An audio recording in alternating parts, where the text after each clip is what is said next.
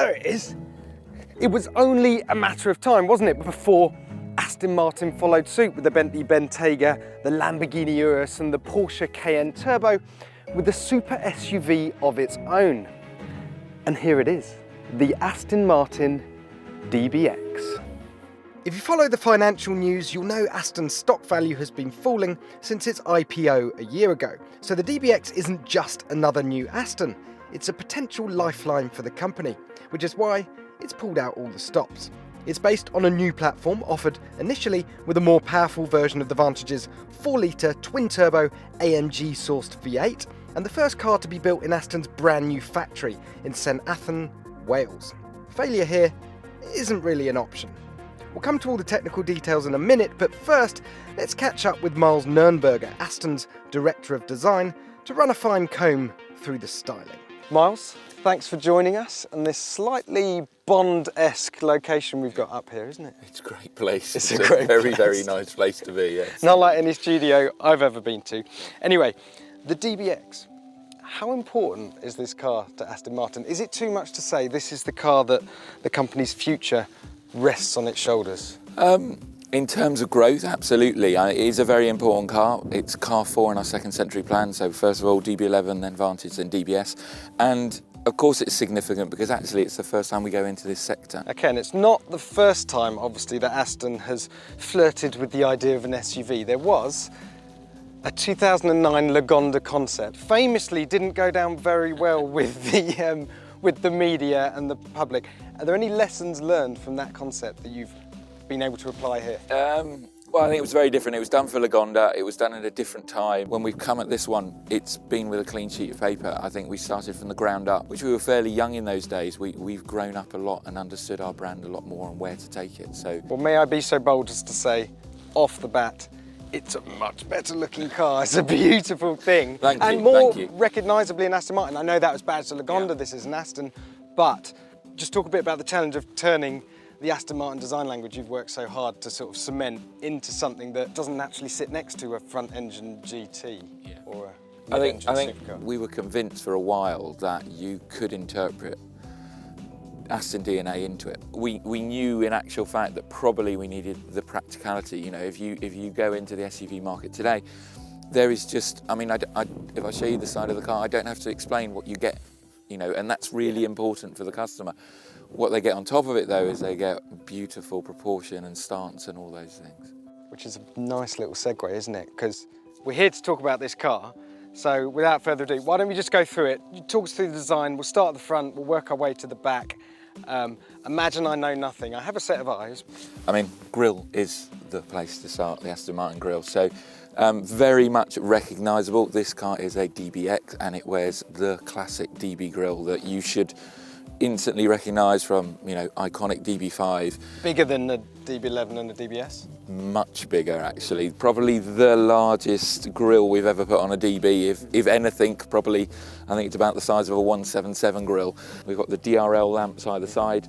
And again, aero, we started all of this adventure with aero at Aston Martin with DB11, and it comes through all the cars. So actually within the lamp is actually a duct, so you get an air blade basically running around the, you know, we're able to get this sculpture and almost this, you know, horizontal surface off the wheel arch. Instead of coming up like a wall, we can cut across the car and get all that sculpture. It is one thing I actually noticed, because a lot of these sort of super SUVs, as we're nicknaming them, have these really quite bulky front ends. So when you put the dimensions with these kind of boxy shapes around the front and rear, then it can get a bit heavy. But this feels, it doesn't feel too big. Sports cars with actually more metal above their wheels than our SUV does, which is quite amazing. You were talking about this being compact, so not as much metal as some sports cars above there, but there is quite a bit of ride height here. So you could have, I know that this has got air suspension on it, so you can go up and down. It's quite interesting. You get you know, lower you get, there's a certain sportiness, higher you get, obviously there's off-road, but there's a moment in between where you get this beautiful, elegant float. And it partly goes with this line here that we have that runs front to back, which we call the powerboat line. So it's a constantly falling line, and along with the, you know, the clearance to the ground gives this very elegant. And of course, Aston Martin actually does make a powerboat these days. We do, yeah. Seamless. Yeah. And just back to the wheel arch again, I noticed these are 22s, right? So 22s as standard? Yeah, the only 22s wheels you are get? standard. There's 2 wheel styles, so this is the standard, and then there's an option style as The well. other thing I was noticing was the glass. Yep. So are my eyes deceiving me, or is this all flush and seamless, whereas normally you've got sort of protruding pillars? and Yeah, stuff? so we went to a lot of effort. So we have glass to glass all the way through. So the B post is actually a pane of glass. Also, I mean, it's about reducing clutter and putting the emphasis on the right thing. So obviously we want the emphasis on this nice piece of aluminium bright-work. Actually at the bottom, all the seals are actually hidden underneath the edge of the door. So you go straight from metal to glass without a big finisher. Okay, if we follow this C-pillar round, you've got the roof spoiler up there. It appears all to be leading to this ducktail spoiler. More than a hint of vantage about that, if I'm not mistaken. Absolutely. I mean, it's an SUV, but it's an SUV with a very big capital S, for sports. And our sports car, the car we race, is Vantage. And very unashamedly, we've taken that and put it onto the back of the car to give that very unique identity to the car in profile and in rear view. The ducktail, when you're on a Vantage, it's got a nice clean airflow. On an SUV, normally it doesn't, which is why we have these 2 holes either side to actually energise the flow to the ducktail. But that also keeps the rear screen perfectly clear. You get a lot of circulation on the back of SUVs, and because of the hard cut-off here and the airflow down there, it keeps the rear. And you don't have to have a rear wiper. Nope. And I like these carbon fibre finishes on the Yes, yeah. So these are an option. wheel. You're going to say They're an option. Yeah. And this sort of perforated thing, something else you see in the Vantage as well. So absolutely. they work out there. All right, let's have a look at the interior. You go and you hop in the passenger seat. I'm driving. All right? Okay, yeah, all right. Now, I read somewhere that it took you 6 months to decide the exact position of the driver's seat. What on earth took you so long? I think it took longer than that. We did a huge amount of testing basically because we were going into this sector, and you've got to have the practicalities. You've got to be able to get in and out, but also the minute you get in it and sit in it, it has to feel like an Aston Martin. We were insistent to get that right. We couldn't get to the end and go, oh, actually, it's not quite what we thought. So you are cosseted, you feel cosseted, but you've got space across the dashboard. You feel like you've got that. You've got all this nice storage below you. Yeah, I was going to say, so this floating centre console, that's pretty much what we're talking about here, right? So you get the raised centre console. You feel these, you get this kind of cockpit feel, but then you've got all this space under here. Yeah. These are quite sporty seats as well. Are they DB11 related? They are very much DB11 related. And again, that's where our sports car learning came in. We've got a seat we've already designed that's good GT sporting long distance seat.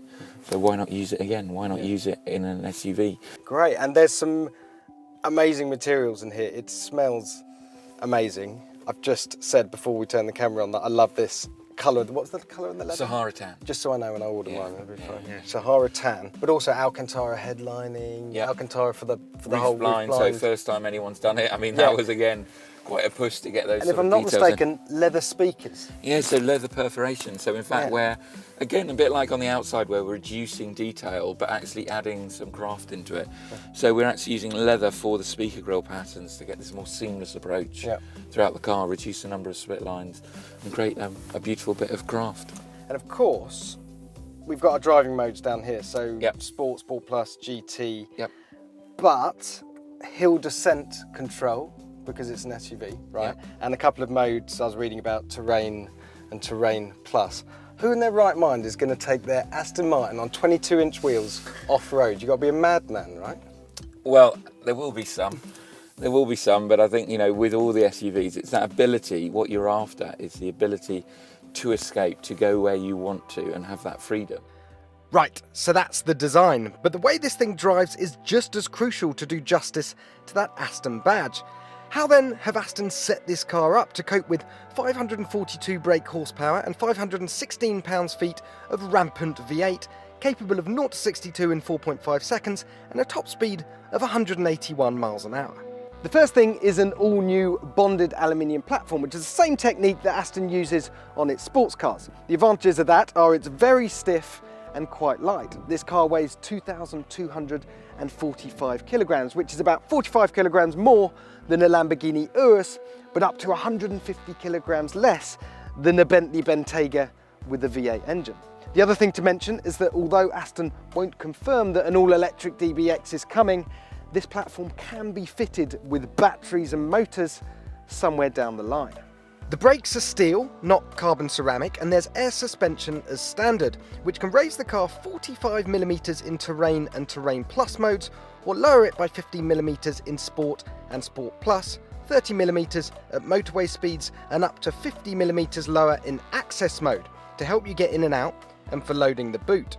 And just like the Bentayga and Urus, there's adaptive dampers and a 48-volt anti-roll system that should keep this car unnaturally flat in corners. All that power is sent to the wheels via a 9-speed automatic gearbox and a 4-wheel drive system that sends about 53% of the torque to the rear axle in normal running, but can send almost 100% of the power to the rear axle when required. If you've seen a video of a prototype of this car tearing up a Welsh rally stage, you'll know it's not shy of going sideways, and the switchable exhausts aren't exactly mute. Now, because the DBX is a car where uber luxury supposedly meets active lifestyles, there's a couple of cool features I wanted to show you. If you're prepared to sacrifice your spare wheel, then under the boot floor here you can have a fully waterproof wet bag. That's where you throw your wellies and your wetsuits and your waders, and then you simply close the boot and you're back to leather-lined luxury. You leave the dirt and the damp behind you. And the other one's around here. When you're getting in the back door, even if the rest of the car is caked in grime and mud, this sill section here will be nice and clean and dry, so you don't get dirt on your Italian chinos. Aston knows not many of its customers will want to fang their DBX around on a rally stage. A much more lucrative strategy is to sell this car on its lifestyle benefits, hence 11 optional accessory packs. These include a snow pack with a ski bag, roof-mounted ski rack and snow chains, a touring pack with a 4-piece luggage set and saddle bags for the rear armrest, a pet pack with a bumper protector, dog partition and portable washer for muddy paws, and even an aluminium gun cabinet or picnic hamper. Prices for the DBX start from around 155 grand, which actually isn't that shocking when you consider the 265 grand Rolls-Royce Cullinan exists. And the spec sheet on this car is pretty hard to fault actually, from the huge performance to the physics-defying chassis aids. My concern is that unlike a few years ago, the competition for the DBX is now numerous and really quite strong. Is the super SUV market already oversaturated? For Aston's sake, I hope not.